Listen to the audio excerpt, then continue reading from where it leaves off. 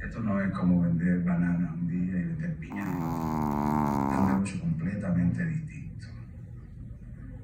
Si le voy a dar mi apoyo, tengo que estar seguro de que usted entiende dónde se está metiendo. Sí, hablando claro.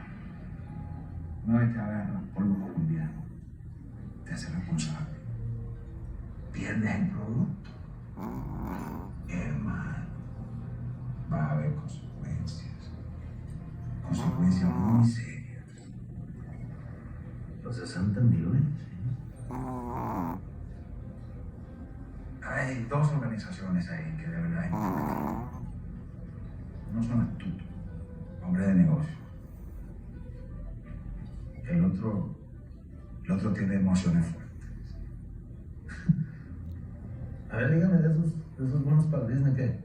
Pero lidiar con ellos requiere mucha discreción. ¿O alguien se puede poner celoso? Como ya dije, emociones fuertes.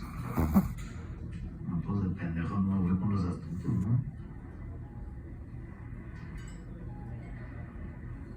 Haré una llamada, pues. Yo le aviso cuando quieran reunirse.